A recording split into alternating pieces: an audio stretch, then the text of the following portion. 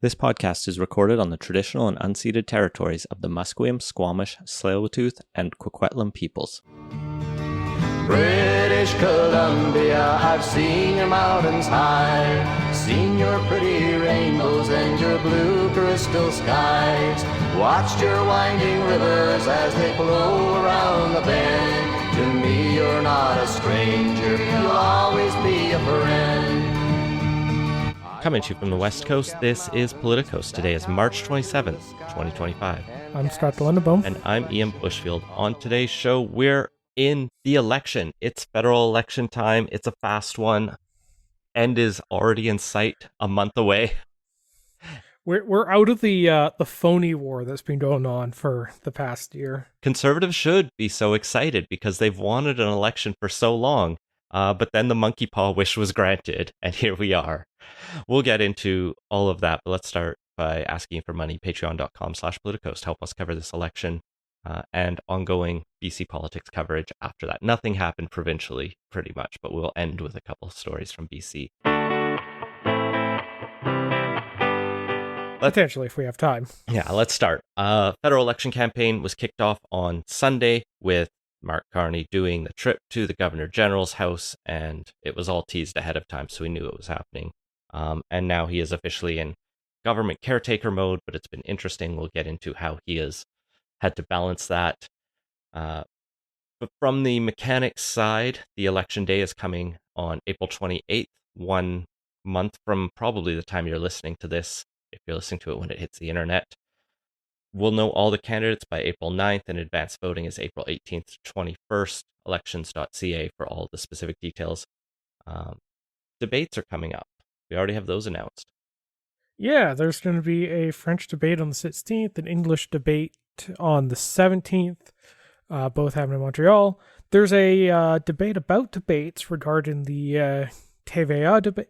This is the French language one that's not done by the consortium that generally in the past the various parties have participated. They're also charging the campaign $75,000 to participate in it, which I don't know if they've done in the past years, but it's definitely been one of the things discussed this year. In this case, Carney's decided, nope, not going to do that one. Kind of made sense because just surviving one French language debate is going to be enough of a challenge for him that the generally seen as much harder one of the TVA is an obvious one to miss if you can swing it. Yeah, the Conservatives tried to make a whole brouhaha out of this, saying Carney's afraid to debate me in French, which, like, he is doing a French debate. He's just not doing two French debates. Yeah, not to fully defend him, but like, I mean, technically he is still debating in French through the consortium, but yeah, the TVA one, I think it's the one where like the bloc stands the most to win. And so by not having it, which it has been cancelled now entirely, which is the downside, I guess, for the Bloc Québécois, who have been struggling of late, as has the NDP quite heavily, to the Liberals' benefit. And if the Bloc does resurge a bit, it's probably going to help the Conservatives with a couple more vote splits in Quebec. So, yeah, the Bloc will benefit the most, but the Conservatives will also potentially see some gains from that. Plus, you know, it's a debate they could potentially win or score a few hits on that's unlikely to have a few scored on them from the Liberals. They even went so far as to offer to pay Carney's entrance fee for the debate, which is an amusing little thing. It was a good stunt. I'll give him credit. Yeah. But yeah, we will have the main debate on April 16th in French and April 17th in English. They'll still take place in Montreal, but they won't be as Quebecois focused, I guess. Yeah. The English one's going to be on a Thursday or normal recording time, so no plans yet, but I don't know, we may get something going, and we'll definitely have a live thread going in the Slat for everyone on our Patreon to discuss the debate as it's happening. Oh God, we used to schedule debate watching parties. That could be fun. We'll figure it out. Yeah. Get in the Patreon. The logistics gets a little more complicated these days, but I don't know. We'll maybe have something going virtually. Beyond that, I do encourage everyone to double check where you live.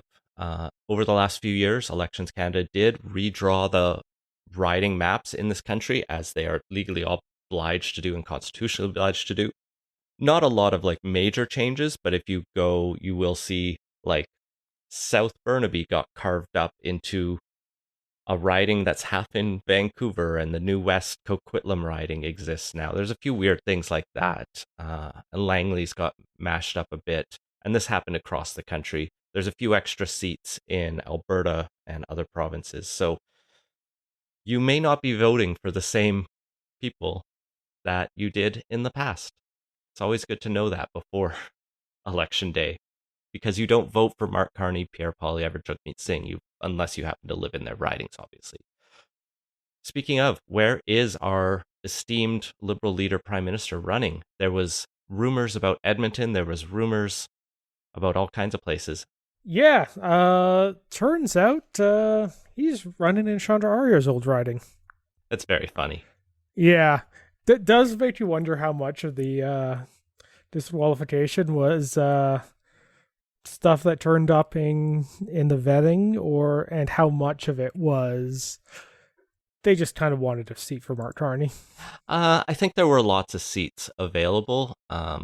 We have in here as well Randy Boissonneau, and Edmonton is not running, and that would have been a decent seat for him to try, especially if they're having a big moment in Alberta. And by big, again, I mean like 5 seats, maybe 6 if they're real lucky. But yeah, I know people love when I mispronounce things, so I'll say Nepean, I don't care.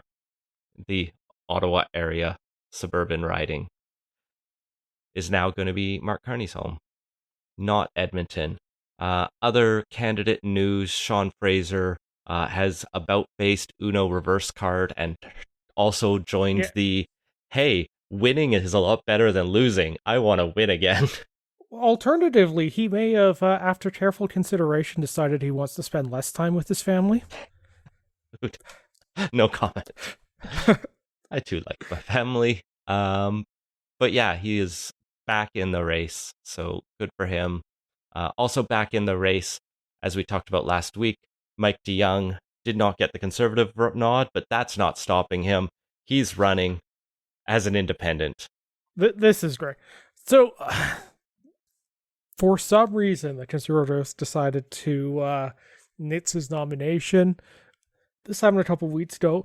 The reason he was giving was that he was not qualified, which is an insane take for someone that spent 30 years in provincial politics, held several ministerial portfolios, including Minister of Finance, and did the job in a way that Conservatives would be generally very happy with. Maybe they expect MPs to use email, Scott. Well, I don't know. He's posting on social media now, so maybe he's finally set up an email account so he can create those socials.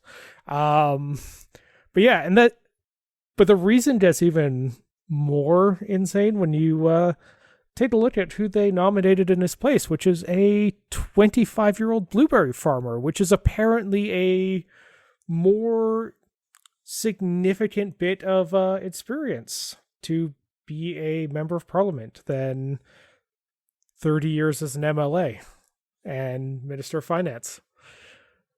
This is just crazy. There's no way to square this circle. I know as well, long-time BC Liberal MLA Dan Ashton, who's widely respected but pretty well viewed as a libertarian, was hoping to win the Similkameen, South Okanagan, West Kootenay riding for the Conservatives federally. This is currently held by Richard Cannings of the NDP, but I believe he's retiring. And so the NDP are basically going to win no seats. It was a tight race for the last couple in any case, so it seemed like a good shot for him.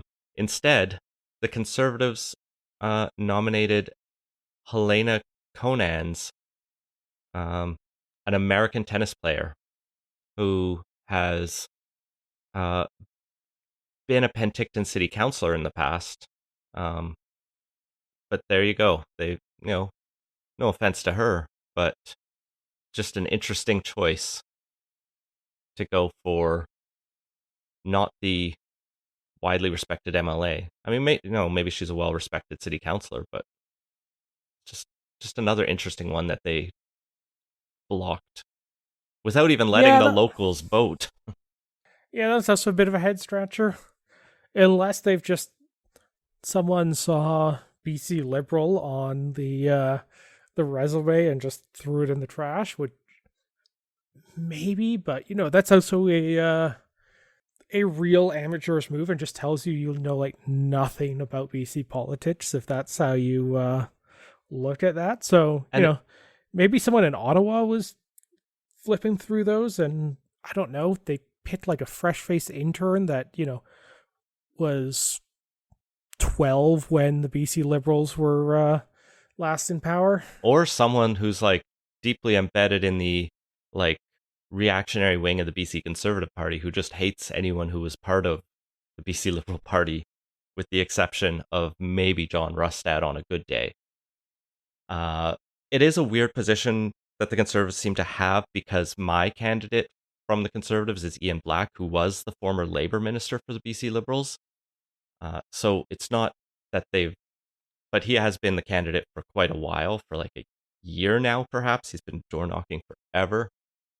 Yeah, you didn't hear any of this stuff up until a month or so ago, which makes me think this is a new party approach rather than a long-standing method of figuring out who their candidates are going to be. In any case, I know the Liberals are still scrambling to find people. I know there's a number of ridings where people are already looking at their 338 projections, which are all very off, by the way, in a year when we have massive swings in polls and a redrawn map. Don't trust your local projections. Like the national ones aren't too bad, but like locally, dynamics matter. There are Yeah, the way a lot of those go is they use like a uniform swing. Mhm. So they basically, if the national vote shifting this much, will basically proportion it down at the riding level. I think Election Canada has data on a little more granular than just the riding. Yeah, you can Actually, get results yeah, by poll. yeah. So like with a little work, someone could probably kind of proportion out on the new riding boundaries, but yeah, there's a lot of error on it. It won't catch changes in how a particular riding's feeling or anything. Uh, Give you a decent high level presumption, but you know the the local candidate says something really stupid and pisses off half the riding isn't going to get captured in that. Yeah, and the other example is like the Ontario election recently. The projections underguessed the NDP's performance by like 10 seats because a lot of them have connection to the community and have been working to hold those seats. Now, that's not enough to grow the party, but it stopped them from losing everything. It actually held them Yeah, on their seats, even though they lost a lot of votes. And they had a very efficient vote only in the seats they already held. yeah, and that seems like where the federal NDP is going. But, I'm seeing people look at these projections. It's like, oh, the Liberals are going to win seats that they don't have candidates in where the NDP are currently incumbents. Maybe. Like, wave elections definitely I happen. But like I think that presuming the Liberals don't crash, which there's a decent chance they might, but I still probably put that under 50%. I expect they're going to have several pages from the NDP on sure, this. sure.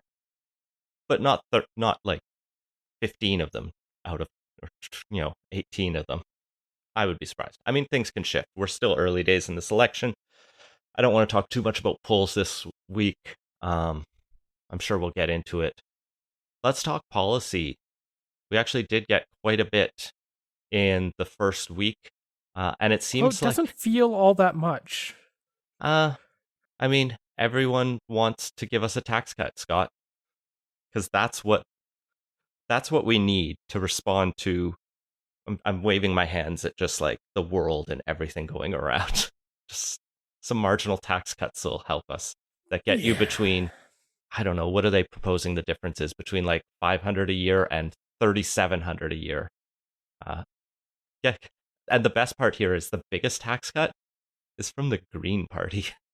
Okay, Yeah, they would have put like 40 do a $47 billion tax cut, which is wild. doesn't matter. No one cares. Huh. It's the Dream Party. You should have just said doesn't matter that. We've already probably talked about them too much relative The to their importance. first pledge was from the Liberals. Mark Carney said, as his like first thing after he called the election, he will do a middle class tax cut by lowering the lowest income tax bracket rate from 15% to 14%. This is roughly people making $15,000 to $50,000, but it actually covers everyone, right? Because everyone who's paying at least into that gets Yeah, this but money you don't back. get any once you Yeah. once you hit that the top of that tax bracket, you don't get anything else out of it. The Conservatives wanted to one up that. They're going to cut that rate from 15 down to 12.75%. So a $900 per person savings, $14 billion in costs. Both of these parties have promised to solve that big hole through efficiencies. Fuck. Yeah. Carney promise in that one is particularly wild. Feels kind of out of step with where the Liberals have generally been. Not that I don't think you can find some efficiencies in government, particularly after how the Liberals have managed things in the past few years. I mean, just off the top, over the past decade, the public service has grown by 40%. It's not like it's getting more effective at delivering services or anything for that 40% increase. There's probably some fat that can be cut there, but you're not closing a $14 billion revenue gap with that. For the NDP's part, they officially titled this cut taxes for the working and middle class families, not millionaires and billionaires, but their cut will also cut taxes for millionaires and billionaires by raising the basic personal amount from $15,000 to $19,500. What this means is if you make between that amount, you don't pay taxes on it now. And there's just less taxes for everyone to pay.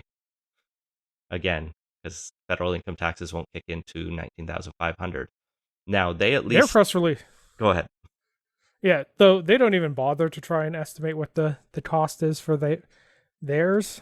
They do have income on their sheet because they do talk about reinstating the capital gains increase. Okay, but they rather deceptively say they're going to reverse the Carney Polyev capital gains tax cut, which is not something you can't undo something that never got done in the first place. It almost happened, but I mean, a bill made it to first reading. That's hardly the same as getting something done. In any case, putting that capital gains increase in place gets them billions of dollars. So theirs is at least closer to costed. But with this, they have also talked about cutting the GST from various essentials, things they've been talking about since the December tax holiday, doubling the disability benefit, which sounds great until you realize that just raises it from 200 to 400, which is still quite low for people with disabilities. But I mean, although the federal one's never intended to be the main disability, because that was the top up to the provincial ones. Yeah. And they will also raise the guaranteed income supplement for seniors to help lift every senior out of poverty, they promise. So they don't put numbers on that one. It's just a broad eliminate seniors poverty, which, again, positive thing to say, but we're early days. We don't get the costed analysis until the end of the... It's more targeted than with some of the stuff the Liberals done in the past couple of years over OAS, which is much less income targeted. What, you don't think seniors can make $150,000 a year and still get $800 a month? You don't think that's fair, Scott? I think the seniors are the wealthiest generation in Canada, and it's like not even close. The last thing that you really need to do is shovel even more of the pie their way. On that, like at least the GIS is a low income program, so it's actually targeted fairly effectively. But yeah, messing around with like OAS or any of the other stuff, or giving tax breaks to people over 65 who are working, like none of that stuff's really needed, or a good use of money compared to dealing with a lot of the problems that younger Canadians are dealing with, who don't have a giant intergenerational transfer system working in their favor, and are in fact the ones paying to prop up the much wealthier senior generation. Indeed. So the Greens finally are raising the base personal amount to 40,000 from 15,700. They estimate this will cost $47 billion annually. But they will offset this by increasing the corporate tax rate from 15 to 20% and add a 5% excess profit tax to recoup $22 billion. And they will reduce corporate subsidy credits by 2/3, yielding another $30 billion in savings. Math is fun when you're not going to win. Yeah. All of these are pretty meh to me. You're looking like the big problems. I mean, the Greens is the most insane. Yeah, it's the most insane. Honestly, it feels like something the like Alberta Conservatives would have tricked up at some Not point. the tax side of it, or the increased taxes, though. Yeah, but the up in the basic personal amount to a really high level. But yeah, like if you were to look at what the problems that are confronting the country, particularly the very big and pressing ones that I think we all know about, tax cuts don't come anywhere near to addressing any of that. It's not even asking the right questions on that. And I get the various parties wants to, put a little more money back in Canadians' pockets, and like the easiest way to do that is just not take the money out in the first place. But if you were to look at where each additional dollar should be going, you wouldn't be picking tax cuts. You wouldn't be coming up with some flashy new giant social program or anything. You'd be going pretty focused right on economic resilience and sovereignty and associated defense capacity on that. Like this is not the time to be doing anything but be hyper focused on those few things. So anything that involves a price tag that starts with that has $1 billion in it is a misallocation of resources, and unfortunately all the parties seem to be going to the playbook they would have run in any other election, when this is not any other time. Right? And every economist is looking at this and going, what are we doing here? I haven't seen anyone who's like, oh, this is great.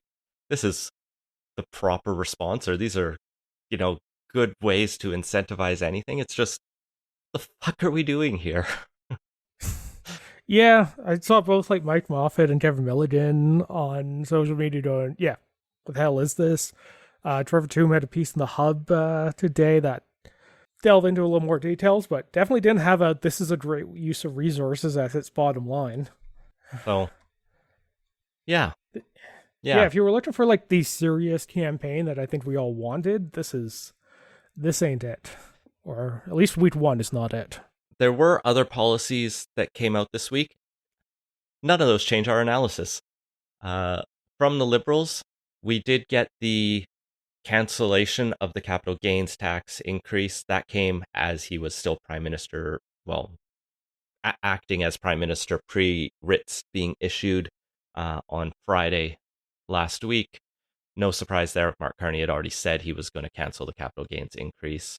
Yeah, if you're this one I don't mind. It's like unlike the personal income tax stuff, the capital gains actually has some impact on investment decisions. And if you're trying to build economic resiliency, getting more capital investment in the country is a really important part of that. There's been some pretty disappointing economic data over the past several years that the actual country's capital stock is not being grown and by some measures even decreasing. So anything you can do to create more capital and lead to more investment, good thing. There's definitely a rationale for the proposal they did on rationalizing capital gains and dividends taxation. Just some wonky reasons why it actually made sense to increase it, but against the backdrop of needing to just do more to get more investment in, it probably wasn't the time to do that. I don't think it makes a lot of a difference on the investment side, and it was going to bring in a good chunk of money that they just left on the table now. But whatever, they lost their spine. It happens. More substantively, Carney also announced an agreement with the premiers to develop a national energy and trade corridor. We don't know exactly what that has looked like, but they're starting to talk about pipelines and more electrical transmission. The electrical transmission is a fantastic thing that hopefully everyone can come around to. It's weird to talk about pipelines when no private interests are like, yeah, we're gonna invest in this, and the last time they did, they gave up. Yeah, so one of the big strategic vulnerabilities for the Canadian energy infrastructure is that a bunch of the pipelines that connect Alberta to eastern Canada actually route through the States for part of their route. And you start tariffing anything that crosses the border. Energy-wise, that becomes a problem. Even worse is if it can get shut down at the middle of the pipeline. There's a economic resiliency argument to that is probably independent of a business case that a private company would be making when looking at that. And there is I think you would agree, a role for government to build infrastructure where there is a national interest in it, where the pure dollars and cents of a private investment would not necessarily pencil out for it. Sure. That's why I like the power lines. The pipelines is still of something we need to figure out against our broader climate goals, which don't cease to exist because of foreign policy. Like, as we think about the Canada we need to build, we still need to think about a Canada that can meet climate objectives to make a future that we can not burn to death in. Yeah, but it is also very hard to be making those long-term investments when the economy is crumbling because you don't actually have any energy to fund it for during the transition period. So I could see it as a very important measure for the next couple decades, or definitely the next few years, next couple decades, but not a century-long thing for sure. The challenge is it probably takes a decade to get it built.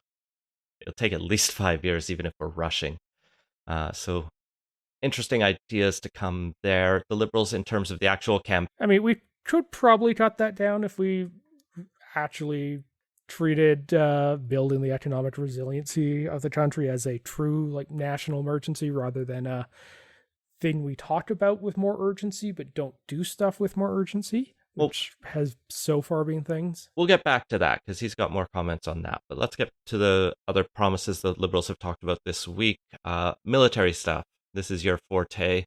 They're going to rebuild, reinvest, and rearm the armed forces by getting us to 2% NATO target by 2030 at the latest. What do you like in here? Yeah. Well, first of all, I'm just going to say we should leave the 2% discussion in 2024. We should be much more talking about capabilities and how quickly we get that, which there's some stuff in here. So new capabilities for the Navy with new submarines and heavy icebreakers for the North. That's really good. We definitely need both capabilities. We are in the process of building out some Arctic officer patrol ships, but they are both very lightly armed and can only handle light, like 1 year sea ice, not the heavy multi-year ice. There's a pretty big gap there, so additional icebreakers, good. Submarines that can operate under the ice, also great. Our current subs are barely functional, so getting that done, great. They're basically committing to build the ships we've been working on for the national shipbuilding strategy for years at this point. That's fine. We should probably be thinking more about, is that enough? But at least they're not canceling anything, which would be a very bad thing to be doing in the current context. Other than that, it's more or less various promises to, keep working on defense procurement, improve some defense infrastructure. Kind of interestingly was integrate the Coast Guard more into defensive roles around like maritime patrol and surveillance, and additional, and using for more law enforcement as well, which is interesting. Several countries have a more militarized Coast Guard than we do. Don't have particular thoughts about whether or not that's a net benefit, but it's certainly interesting. It helps us meet our NATO targets if you consider Coast Guard spending as military. Yeah, I think that might be the real reason there. But yeah, The shortcut. that's part of the reason why the 2% thing's getting particularly annoying now, because the question shouldn't be how do we gain the accounting on this. It's the how do we actually get a military that's capable of effectively defending the country and supporting our allies overseas on that. Yeah. Beyond that, they want to give Canadian Forces members a raise, which, okay, the military is already pretty well compensated. As far as the pay structure goes, I'm not sure that's the thing that is either preventing new recruits or harming retention attempts right now. It's a lot of the other. Well, like one of the things missing here on recruitment and has kind of dropped off the conversation of late are the long-standing cultural issues in the military. For a while there, we had a big dialogue starting about sexual assault, white supremacy, and other big issues in the military and the challenges that was creating to recruitment. And there were some reports and some work being done on it, and it just stopped. And now we're like, well, we just need to pay them more and everything will be fine. And yeah, I expect that stuff still working on in the background, but yeah, it's not as big a part of the platforms as it was before. And I think some of that probably just reflects kind of changing vibes and in what gets forefronted. yeah, but if it's still there, and I did just Google, and there are still academics publishing papers like there are white supremacists, like open white supremacists in our military, that it does create a recruitment barrier. And a bigger issue than that, obviously. So someone solve that. Get the Nazis out of the place where they have the guns. Circling back to the what is in the policy? Stuff in the platform, yeah.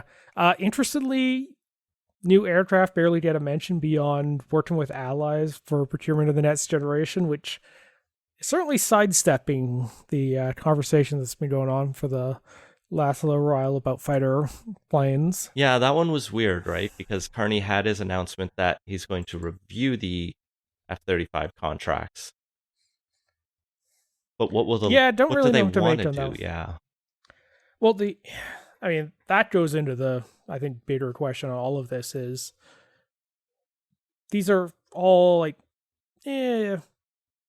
mostly good ideas on there, but don't really answer the question of what do we actually want the military to do, and what are the enabling steps to get there. This is kind of just a grab bait of some enabling steps without actually a bigger picture involved in this.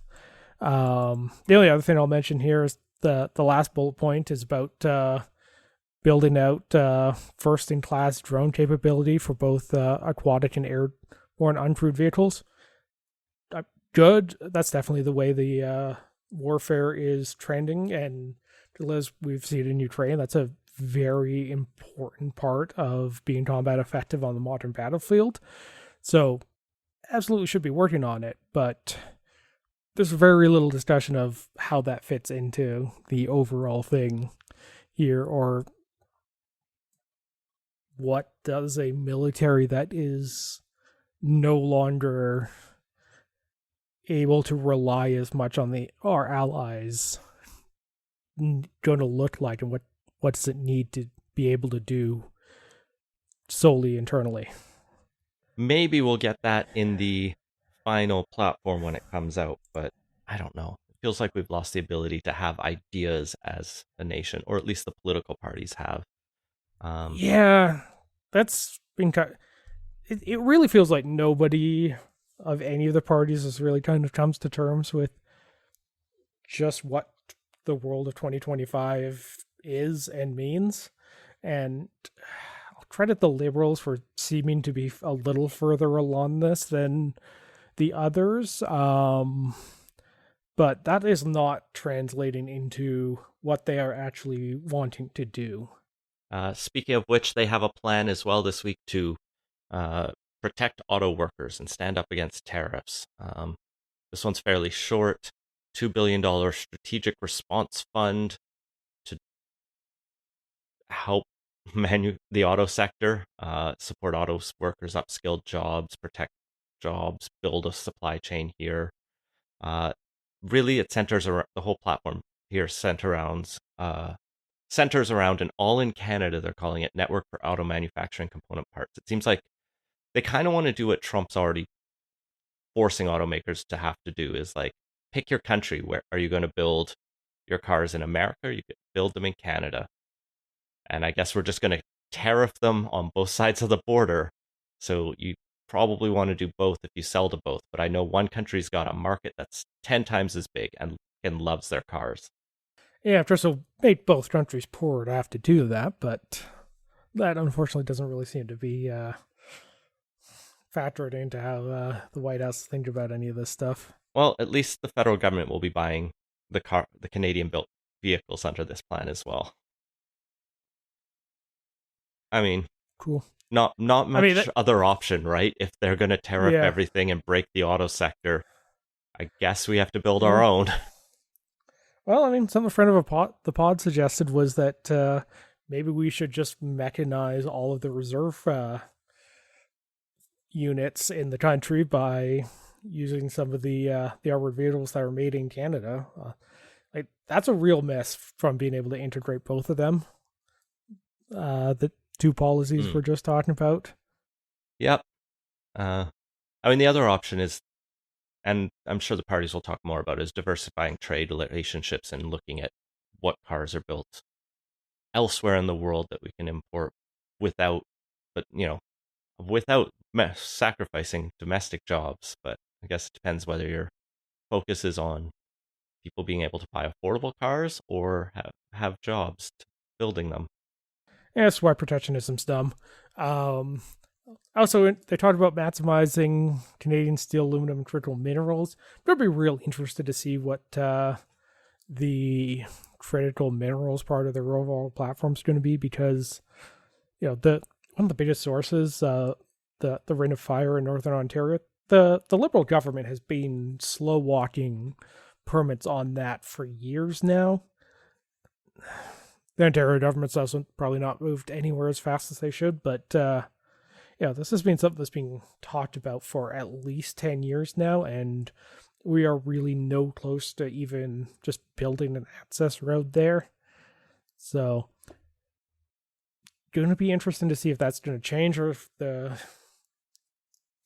Liberals are still going to be trapped in the pre-2025 mindset on that. For the Conservatives' part, they have more than just their tax policy out. Well, they have lots of things they want to axe, because they can't axe the carbon tax anymore, so they will axe the toll for islanders and make the Confederation Bridge free. They will axe the GST on new homes under 1.3 million. And I noticed a they couple of, upped they used to be 1 yeah, million. The Liberals then matched it, so they're up to 1.3 now. some local candidates still have flyers saying 1 million. I have seen on social media, which is funny.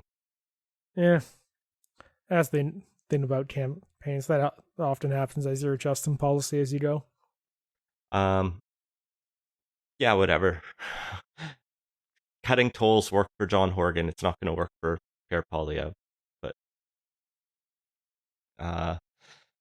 his other announcement was to increase the TFSAs by 5,000, but only for investments in Canadian companies. So they'd have to direct banks to label specific Canadian investment funds that you could then put your Canada First TFSA top up toward.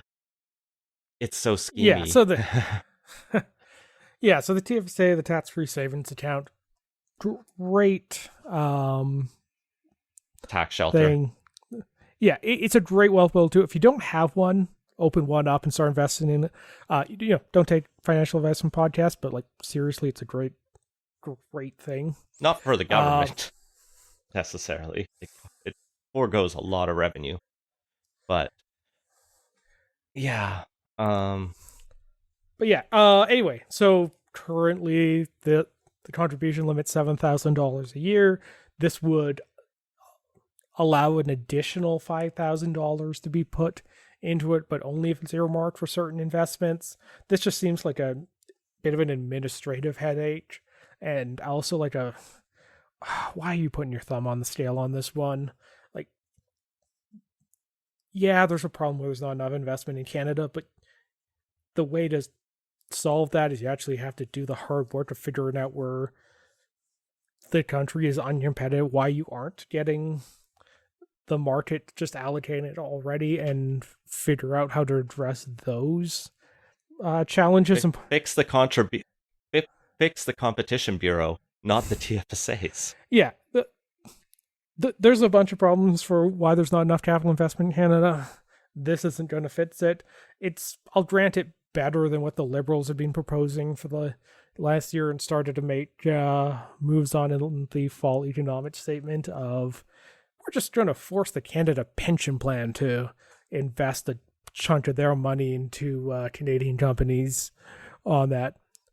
A thing that was brought about because a bunch of Canadian executives were complaining to the government about it. So, but this is at least, a voluntary top-up thing rather than a government just forcing all of our retirement savings to be put into a domestic slush fund. So less worse in that way.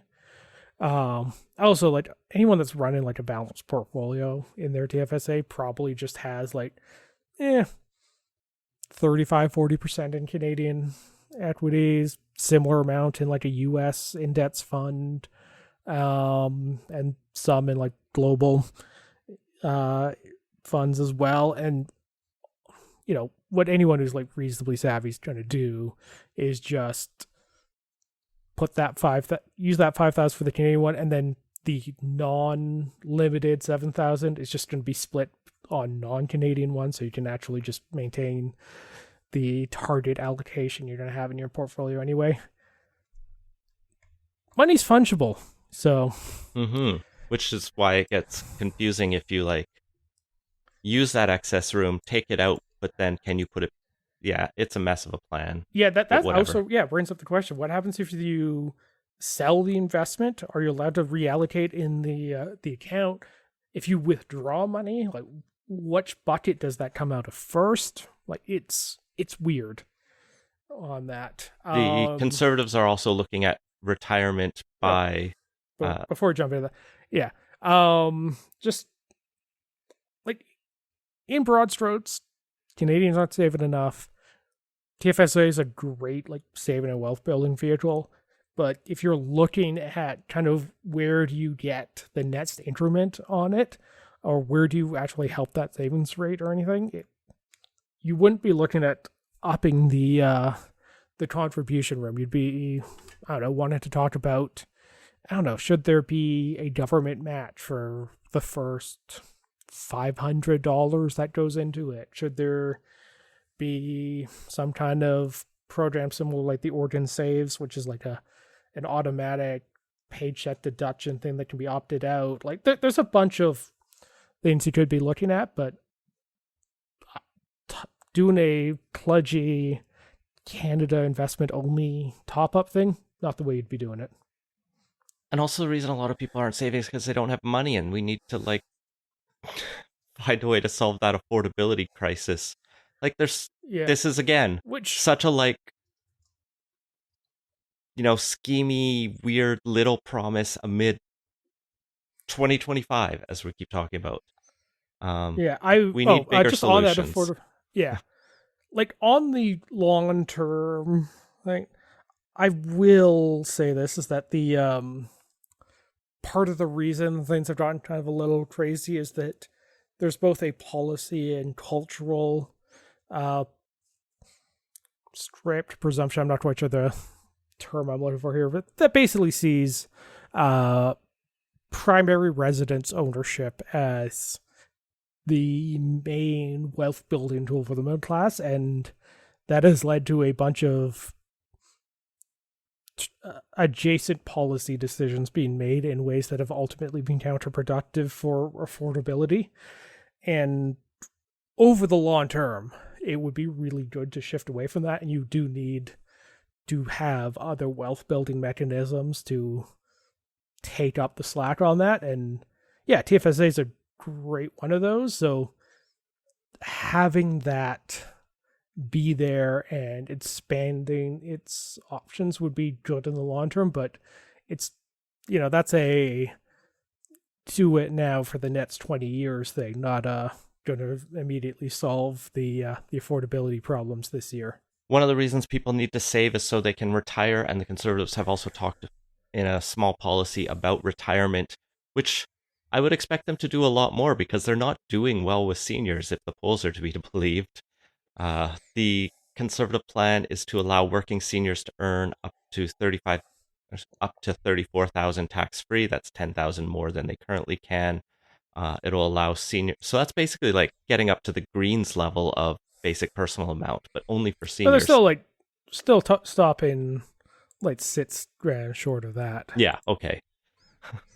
They'll also allow seniors the option of keeping savings growing in RRSPs until 73 instead of 71, so you can just keep working voluntarily a little bit longer, and then they guarantee they won't increase the retirement age.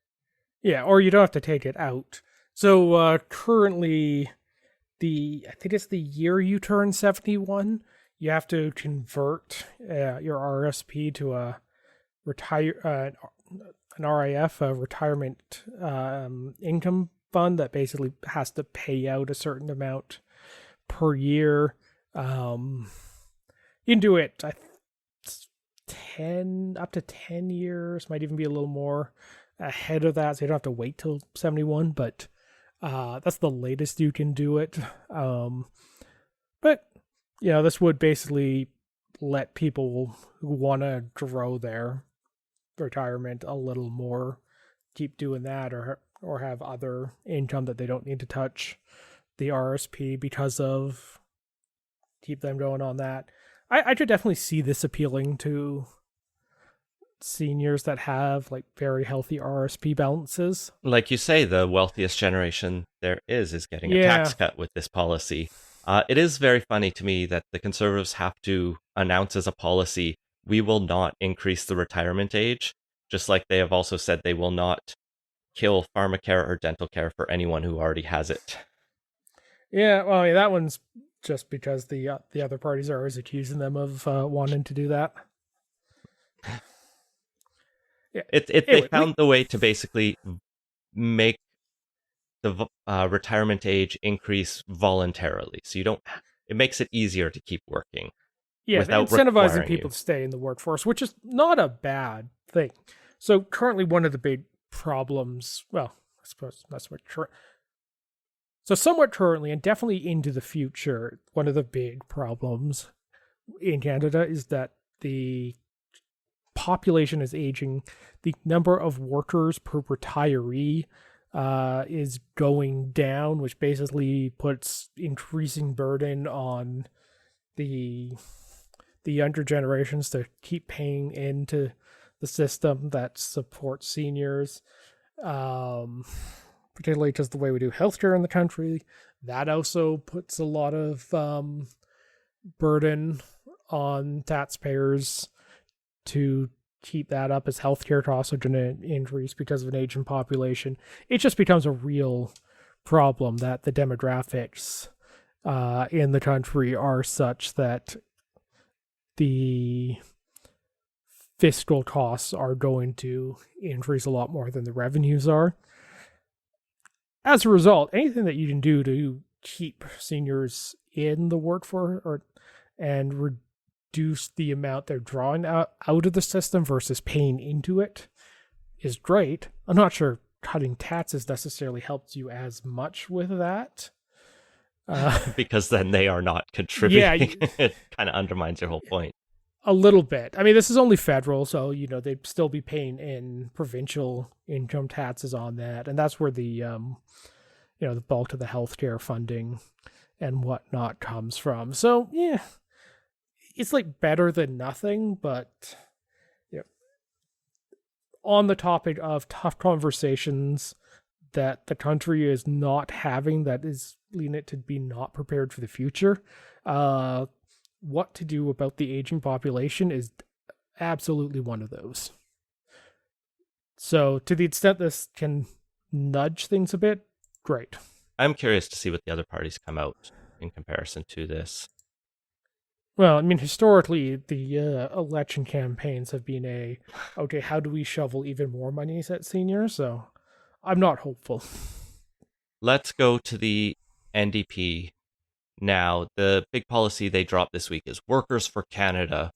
This is their kind of labor policy, but also like economic / respond to the trade war.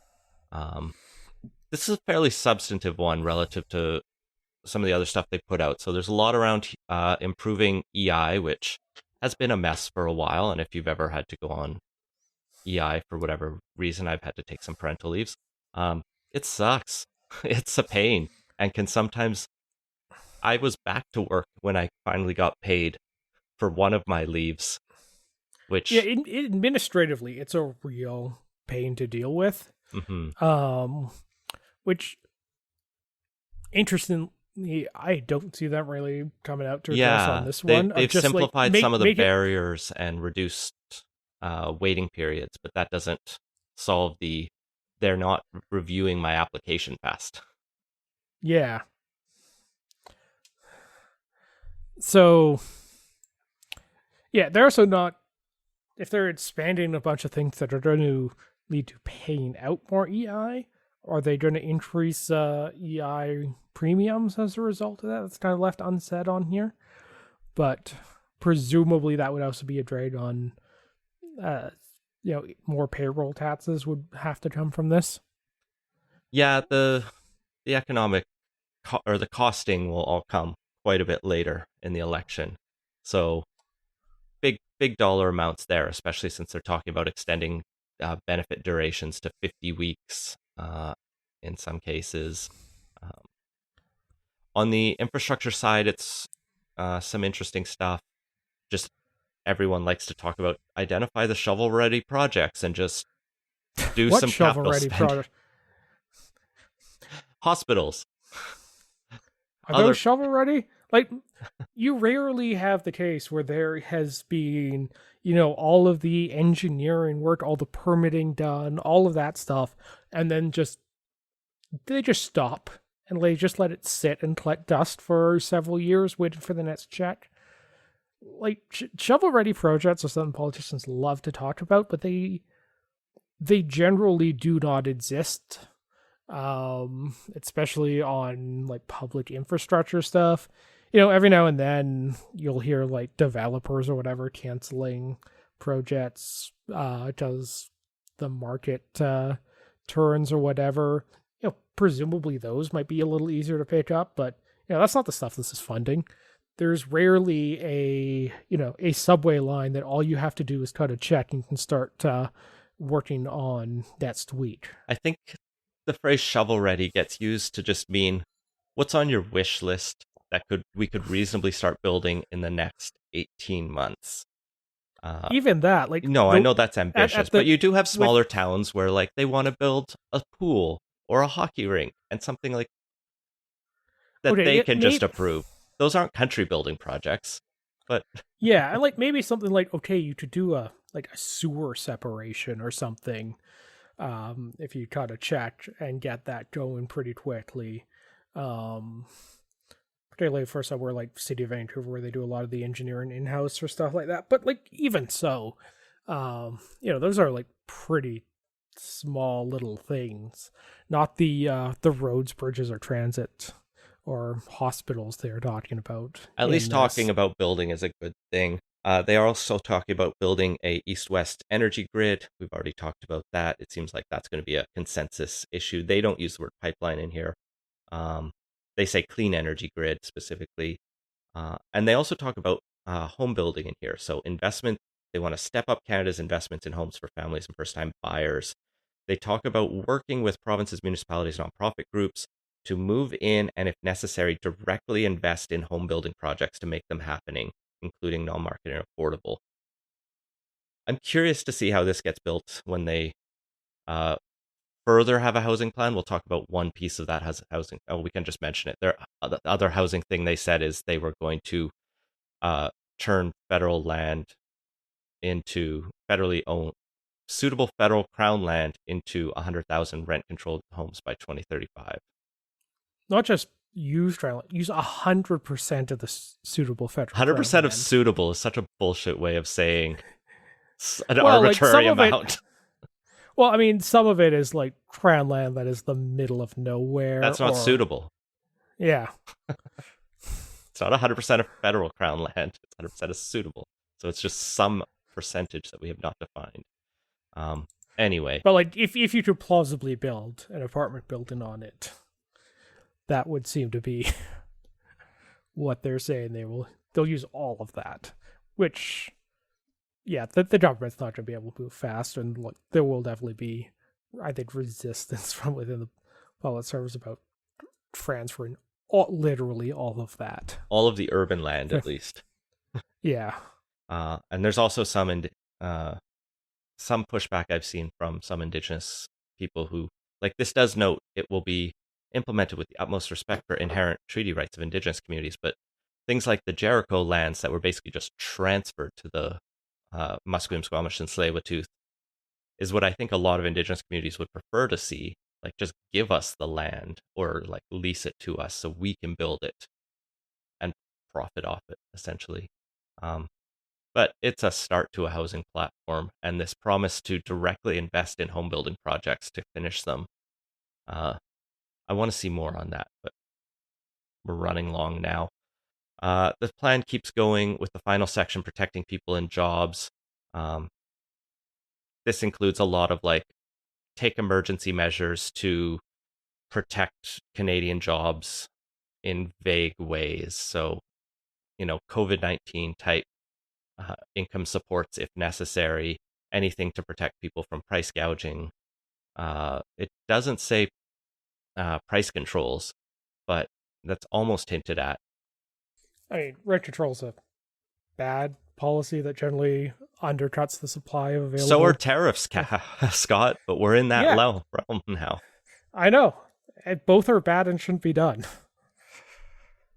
Sometimes you got to do it in the short term to save people from starving. Yeah, but the problem with the NDP is they never want it to just be a short-term thing. Yeah. And then they would also ban American owners from removing valuable assets from Canada. So there's lots of different things in here. They're not going to form government unless things go really wild. I mean, at this point, they're more likely to lose official party status than form government. Well, speaking of parties that seem unlikely to form government, the Conservatives had another story in the news this week with a CSIS agent leaking to the Globe and Mail that, yes, they do have information that India was organizing support for Poilievre's leadership bid in 2022, and they wanted to share that with him, but he refuses to get security clearance. So they're just going straight to the Globe and Mail now, not Yeah, officially.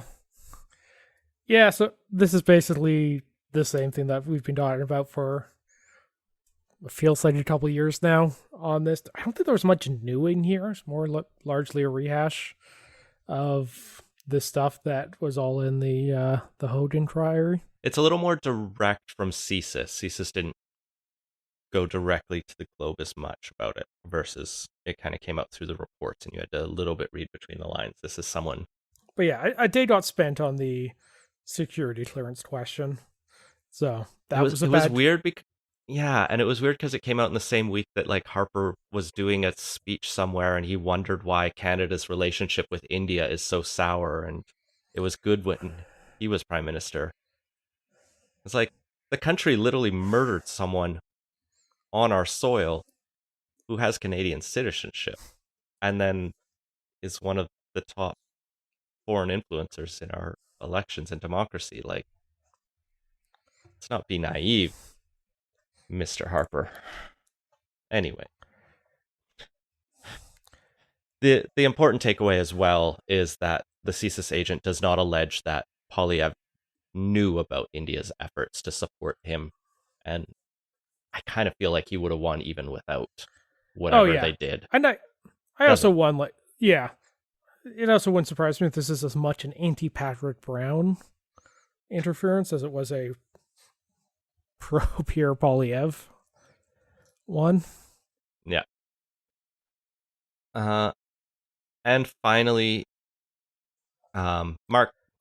Before we jump into that, yeah, we should also just note the other thing that took up some campaign time and threw a campaign off track was the Liberals had to spend a day dealing with the why isn't Mark Carney disclosing his assets conversation. So potentially we'll see that one come around. I don't think either of those are going to be, the knockout blow that's going to shift the campaign, but it's one of those things that's likely to rear its head once or twice more. Definitely during the debates. And it's things where their stubbornness is getting in their own way.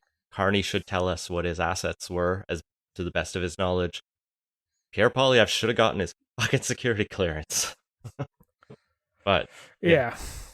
Carney did have to take a little bit of time out of campaigning to be prime minister again and have an important meeting and phone call with Donald Trump and meeting with Canadian first ministers, after which he gave a speech this evening where he said our old relationship with the U.S. is over. Things are bad.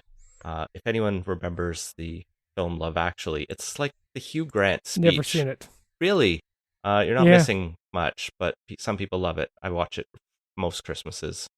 He basically, for those who don't know, Billy Bob Thornton plays the American president, hits on the romantic interest of Hugh Grant as the British Prime Minister, and then he gets all tiffy and he says, this has become a bad relationship and they're bullying us and we won't let them kick us around. Raw Britain. And everyone cheers him and it's amazing. And Billy Bob Thornton huffs off and they're like, Mark Carney just did that speech, but for Canada. And we'll see where it goes, because he talked about the need to spend fast, do what we thought was impossible. I have to assume that means more than a 1% tax cut. Hopefully. Yeah. I've been reading Abundance, the new Ezra Klein, Derek Thompson book. That's kind of how do you actually get stuff going again to be able to build, it's a U.S. author, so it's more U.S. centric, but a lot of the same problems are in Canada. Almost feels like he's also been reading that one, because it's, or at least been consuming the all of the stuff around that, because it is literally everywhere in my podcast feed at the moment. But yeah, it's something that hopefully we'll see a lot more of, because the stuff that has happened during the Liberals' previous few terms has largely boiled down to Liberals announce something and then it just kind of doesn't happen, or you'll get a much diminished version of it happening 5 years later. And that really needs to change. So hopefully if the Liberals win, that fixing that particular dysfunction of the past 10 years of Liberal government will be a top priority. And that has been Politicos. Find links to everything we talked about at politicos.ca. Support the show and get access to our exclusive Slack channel at patreon.com/politicos. Our intro music is Beautiful British Columbia by Serge Plotnikov. Politicos is a production of Leg and Boot Media. Audio editing provided by Jesse Woodward at listener-supported CHLY 101.7 FM in Nanaimo. Learn more at chly.ca.